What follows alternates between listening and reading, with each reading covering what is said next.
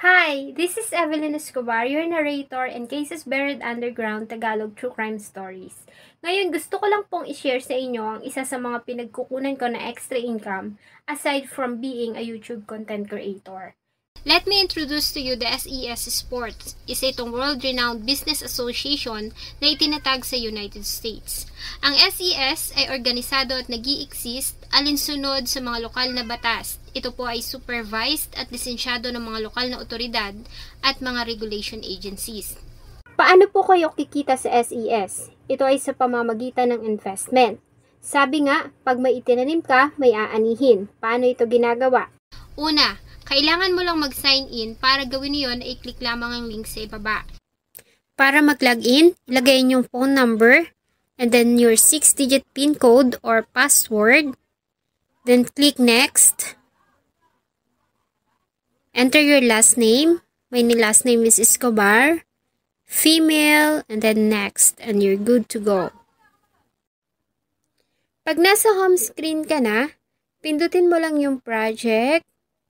And then dadalhin ka niyan dyan sa marami ang pagpipilian hanggang sa baba. Meron 100, 200, 400, 800, 25, 4,000. Depende sa'yo. Mas malaki yung i-invest mo, mas malaki yung kikitain.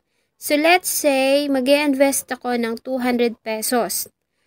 Pipindutin mo lang yung buy 200. Tapos nandiyan nakalagay kung ilan yung kikitain mo at saka kung ilang araw magtatakbo yung investment. So, buy 200. Tapos, meron dyan guys, kontrata. Pindutin mo yan, tapos nandyan na nakalagay kung ano yung investment na binili mo. Kung ilan yung kikitain niya at saka ilang araw siyang magtatagal.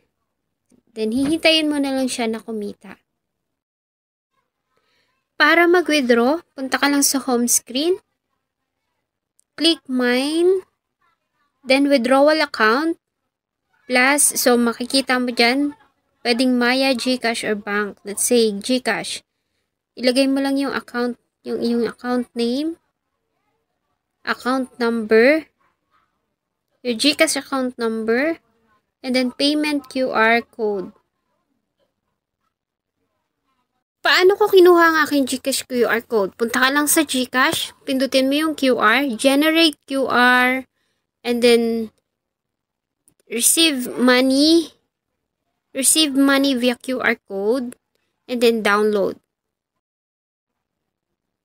Sa home screen ng SES, pindutin mo yung mine.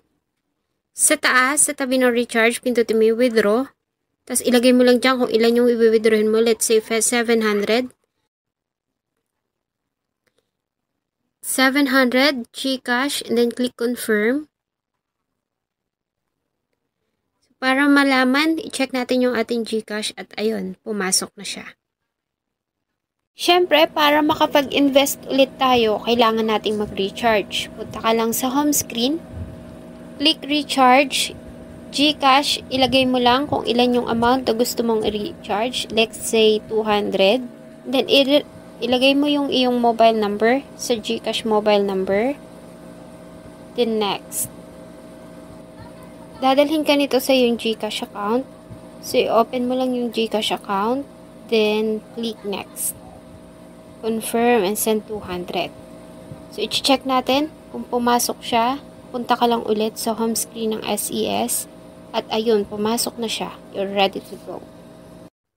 Pag may problema o gusto mong malaman, ay pumunta ka lang sa home screen and then contact manager. I-add nyo lang po siya sa inyong Telegram at pwede nyo na pong makausap ang inyong manager. Kaya ano pang hinihintay nyo? I-click na ang link sa ibaba.